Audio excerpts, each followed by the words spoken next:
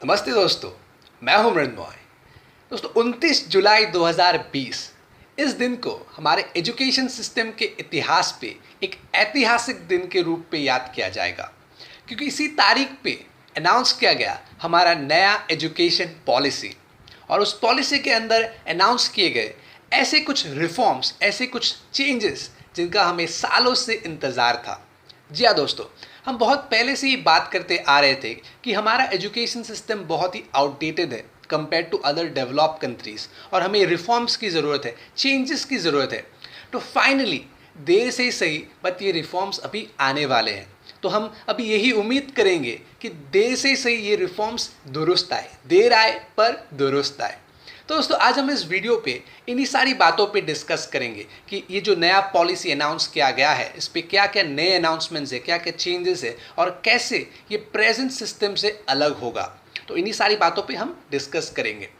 लेकिन दोस्तों इससे पहले कि मैं इन सारी बातों पे डिटेल में जाऊँ, एक बात जो मैं बताना चाहूँगा जो मुझे सबसे अच्छी लगी इस पॉलिसी के अंदर, वो है दोस्तों मेरी ओपिनियन में, अगर किसी भी देश को डेवलप होना है, अगर तरक्की करना है, तो उसके लिए ज़रूरी है स्किल्ड एंड क्वालिटी यूथ। और skilled and quality youth produce कर सकता है एक अच्छा एजुकेशन सिस्टम।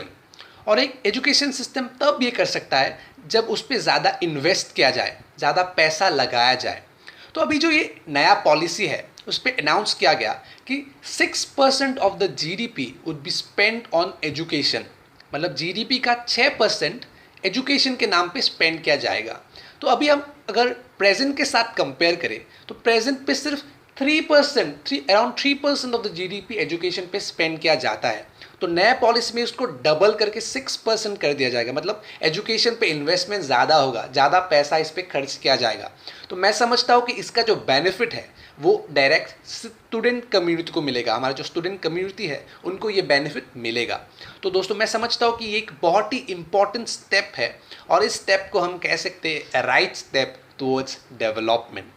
तो दोस्तों इसके बाद मैं आगे बढ़ता हूँ। जो हमारा इस पॉलिसी का, जो नया पॉलिसी का सबसे बड़ा रिफॉर्म है, सबसे हेडलाइन रिफॉर्म जिसे हम कह सकते हैं, और वो है कि 10+2 जो सिस्टम हम फॉलो करते आ रहे थे 1986 से, उसको अभी चेंज करके 5+3+3+4 मतलब 4 स्टेजेस में डिवाइड कर दिया जाएगा। 10+2 सिस्टम को 4 स्टेजेस में बांट दिया जाएगा।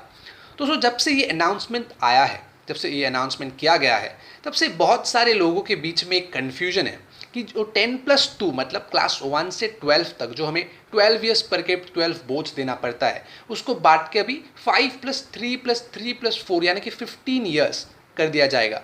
तो एक क्वेश्चन आ रहा है कि क्या हमें 12 ईयर्स के जगह पे अभी 15 ईयर्स पढ़ना पड़ेगा, मतलब 3 ईयर्स क्या हमें ज़्यादा पढ़ना पड़ेगा?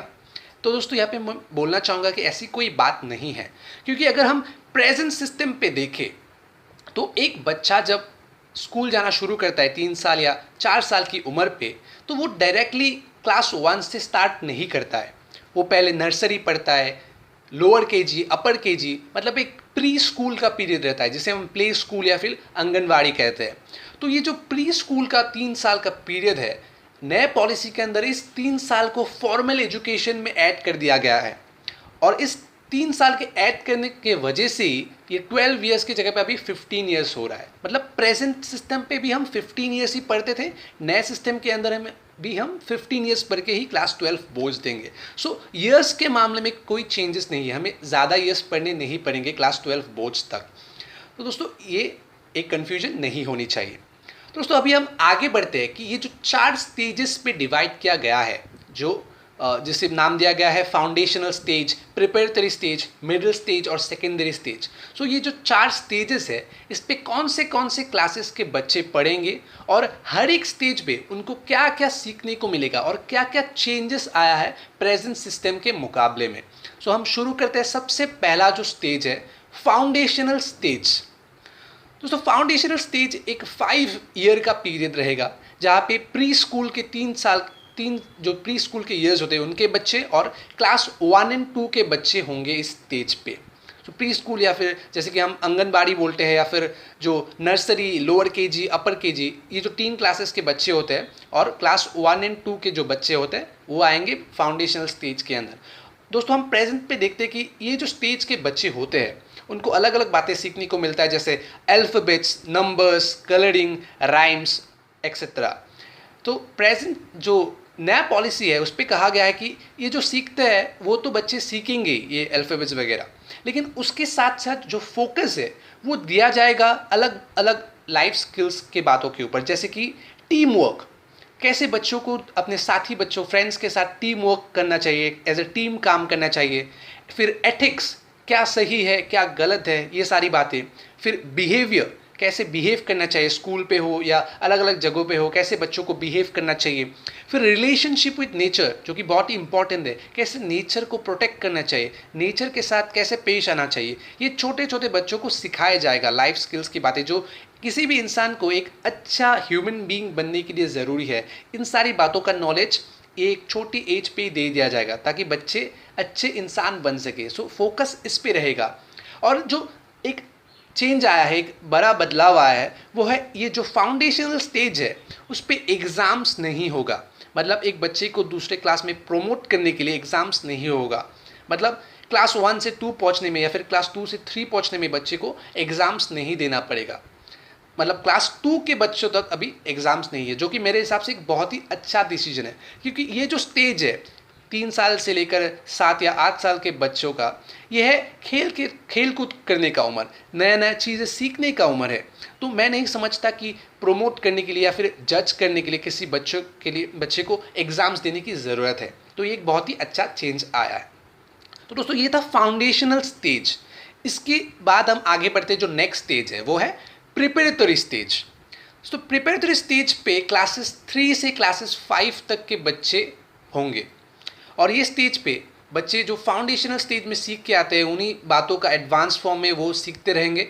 लेकिन जो फोकस है वो फोकस शिफ्ट हो जाएगा to play, discovery and activity based and interactive classroom learning.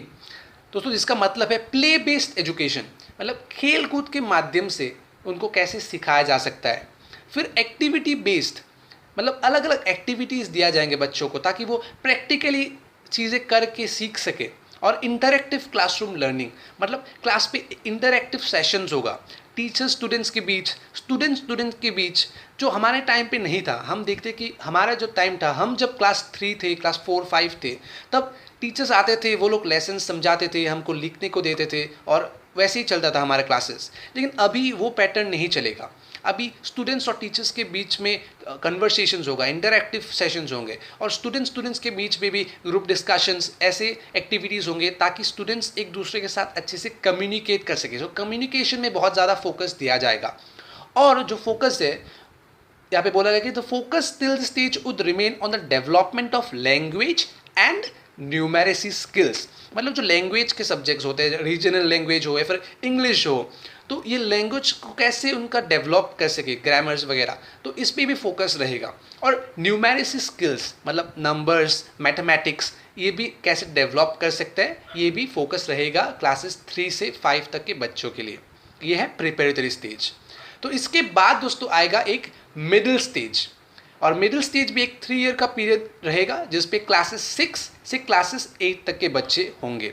और यहाँ पे दिया गया है कि इस स्टेज पे बच्चे experiential learning in the sciences, mathematics, arts, social sciences and humanities. दोस्तों आप देख सकते हैं ये सब्जेक्ट्स, ये जो सब्जेक्ट्स है अगर हम प्रेजेंट सिस्टम में देखें तो ये सारे सब्जेक्ट्स का नॉलेज हमको प्रेजेंट सिस्टम में भी दिया जाता है। लेकिन क्या चेंज होगा, जो नए पॉलिसी में जो चेंज आया है वो है इन सब्जेक्ट्स के साथ साथ अभी बच्चों को वोकेशनल ट्रेनिंग भी दिया जाएगा। मतलब बीच बीच में ऐसे कुछ बैगलेस पीरियड्स होंगे, मतलब ऐसे कुछ पीरियड्स होंगे जहाँ पे बच्चों को स्कूल में बैग्स लेने जाने की या फिर किताबें ले जाने की ज़रूरत नहीं पड़ेगी, और वो लोग इस पीरियड के दौरान वोकेशनल ट्रेनिंग लेंगे अलग अलग वोकेशनल एक्सपर्ट्स से, जैसे कि कारपेंटर्स, गार्डनर्स, पॉटर्स, आर्टिस्ट, इन सब से वोकेशनल ट्रेनिंग लेंगे जिसको जो इंटरेस्ट है। अगर किसी को कारपेंटरी सीखना है, किसी को गार्डनिंग सीखना है, किसी को पॉटरी सीखना है, तो जिसको जो सीखना है वो सीख सकता है।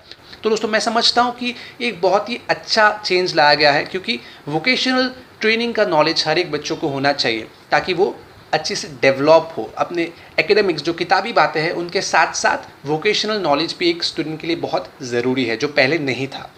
तो ये है मिडिल स्टेज। तो उसके बाद आता है सेकेंडरी स्टेज।